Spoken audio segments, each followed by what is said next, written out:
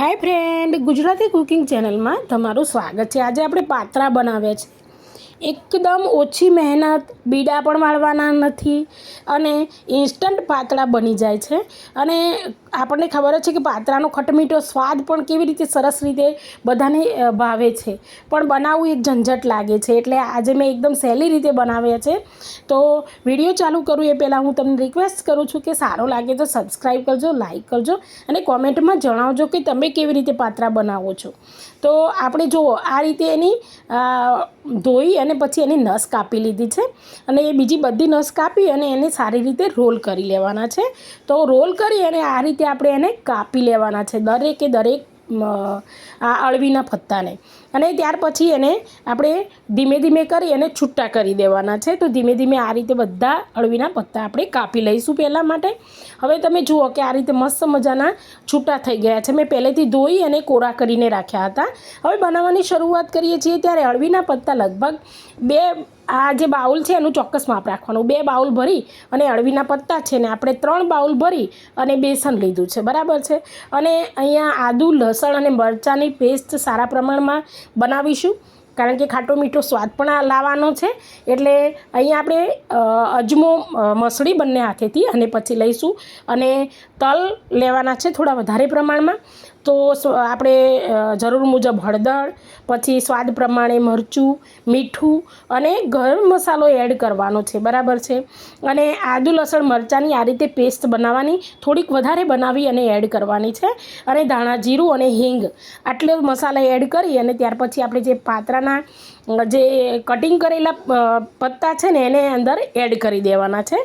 હવે અહીંયા મેં પહેલેથી આંબલી અને ગોળનું પાણી તૈયાર કરેલું હતું। તો તમે જો હજી ગોળ થોડો થોડો ઓગળ્યો છે।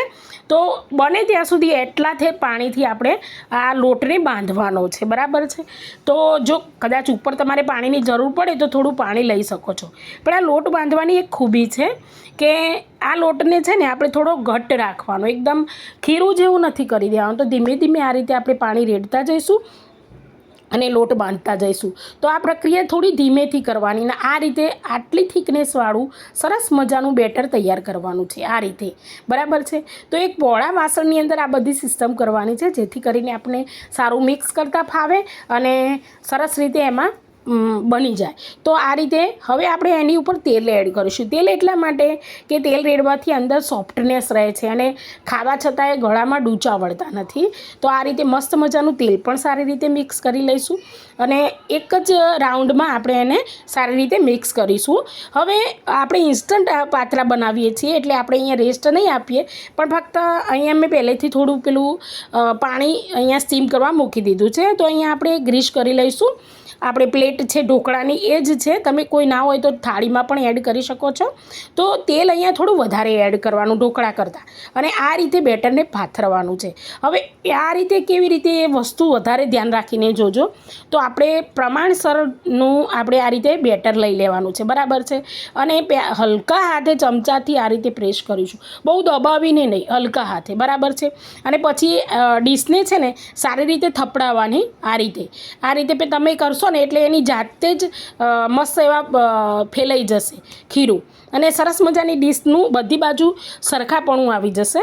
અને ત્યાર પછી આપણે એની અંદર આ સ્ટીમ થઈ ગયા છે તો એમાં આપણે આ મૂકી દેવાનું છે, જે આપણે પાતળાની ડીશ ભરેલી છે એને મૂકી દઈશું। અને ત્યાર પછી ઉપરથી સરસ મજાનું સ્પ્રિંકલ કરવાના છે તલ, અને તલ સ્પ્રિંકલ કરી અને પછી આપણે 7-8 મિનિટ માટે એને ઢાંકી અને મૂકવાનું છે। આ તલનો એકદમ નટી સ્વાદ ખૂબ જ પાત્રામાં સારો લાગે છે। પાત્રા બધાને ભાવે છે, પણ બનાવવું એક ઝંઝટ લાગે છે, એટલે મેં આ રેસીપીથી મેં પાત્રા બનાવ્યા છે। તમને સારી લાગી કે નહીં એ મને કોમેન્ટમાં ચોક્કસથી કહેજો અને તમે કેવી રીતે બનાવો છો એ પણ કહેજો। અહીંયા આપણે બીજી થાળી પણ આ રીતે તૈયાર કરી લઈએ છીએ। તો અહીંયા ટોટલ મેં 2 થાળી થાય એટલો લોટ તૈયાર કર્યો હતો। આપણું મેઝરમેન્ટ કમ્પ્લીટ છે, એ મેઝરમેન્ટ પ્રમાણે જ આપણે કામ કરવાનું છે, બરાબર છે। અને આ રીતે પાત્રા બનાવશો ને તો તમને એમ લાગશે કે પાત્રા બનાવવા ઝંઝટ છે જ નહીં, બહુ સારું જ છે. તો આ રીતે જો હવે આપણી ચેક કરીએ કે આપણી પાત્રાની ડીશ છે ને એકદમ મસ્ત મજાની થઈ ગઈ છે, ચડી ગઈ છે.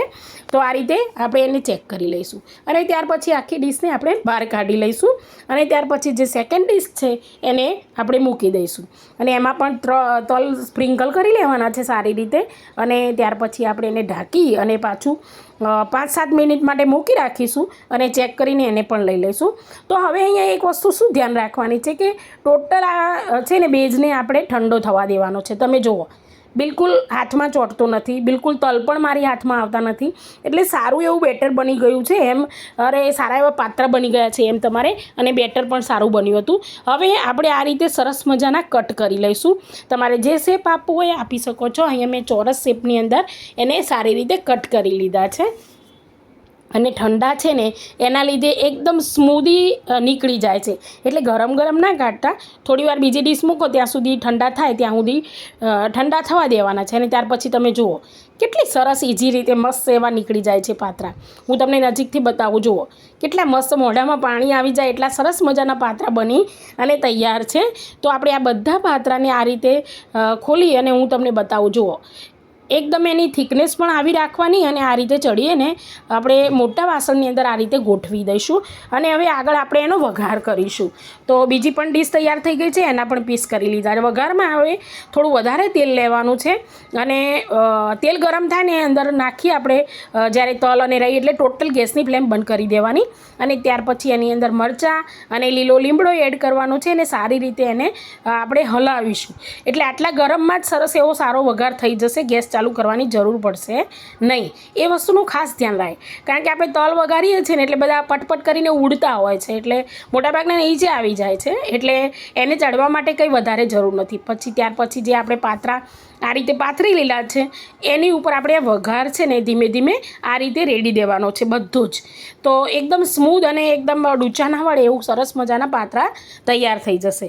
હવે આ વઘાર રેડી દીધા પછી એક વસ્તુ ખાસ કરવાની છે કે એને આપણે ઉછાળવાના છે. આપણે ચમચાના મદદથી કે હાથની મદદથી એને વઘારમાં મિક્સ નથી કરવાના, પણ સરસ રીતે ઉછાળી અને સરસ મજાના તૈયાર કરવાના છે. કેવી લાગી?